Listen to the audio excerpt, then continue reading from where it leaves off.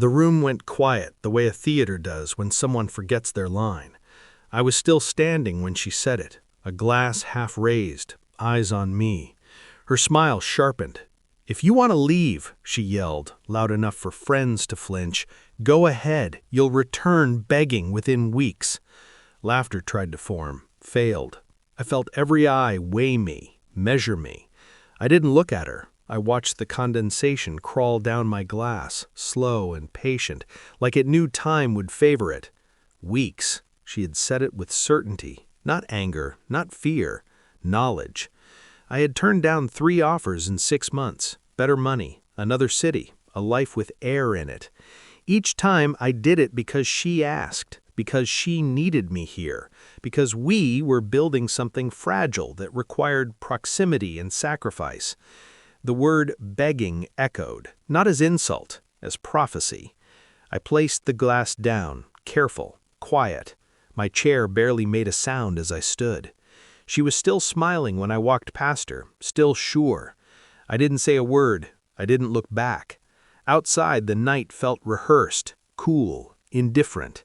That was the moment something loosened inside me, not broke, unlocked.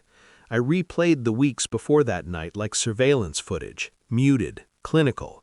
Her phone never faced up anymore. Notifications died the second I entered a room. She laughed differently, shorter, like punctuation. When I asked about the job offers, she would tilt her head, soft concern painted on. Why chase something that will make you miserable? She had always been good at telling me how I felt. There was a man at her office, a name she used too casually. Just a colleague, always just. I didn't accuse. Accusations are loud. They warn people. Instead, I listened. She had begun to measure me, what I cost, what I owed, what I would do to stay. That night, after her words detonated in public, the pieces aligned, the confidence, the certainty that I would crawl back. She believed I had nowhere to go. At home, I slept on my side of the bed. She didn't notice. She never did when she was certain. In the dark, I accepted a truth that felt like frost spreading across glass. She wasn't afraid to lose me. She was counting on it. I moved carefully. I accepted coffee meetings, late walks, silence. I synced our cloud without asking, pulled phone records under the guise of billing issues, watched timestamps bloom like bruises. There were gaps, convenient ones. She said she was working late on Thursdays. The parking garage said otherwise. I tracked patterns, not feelings. Patterns don't lie. The job offer resurfaced in my inbox, polite and persistent. A director role, another city, a relocation bonus that tasted like oxygen. I replied with a single line, still interested. At home, I smiled when appropriate, asked about her day, let her talk. She was lighter, happier, already mourning me in advance. The night before the background check finalized, I found the messages, archived, carefully mislabeled. No photos, no declarations, just planning, assumption. When he's gone, you deserve more. I won't have to pretend anymore. I slept deeply that night. Certainty does that to me. I printed everything, times, dates, words.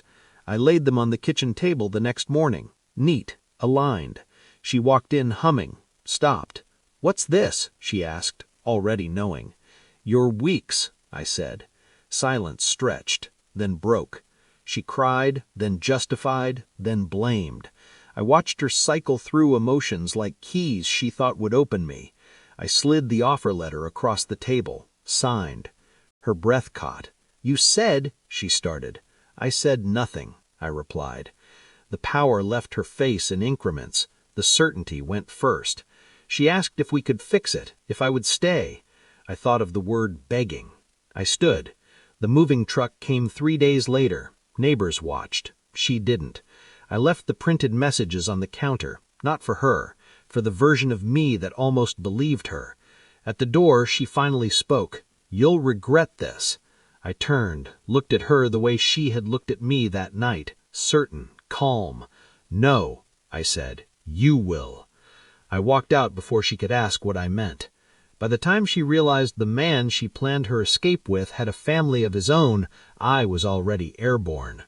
Weeks passed. She called once, then twice. I never answered. The new city didn't heal me, it clarified me.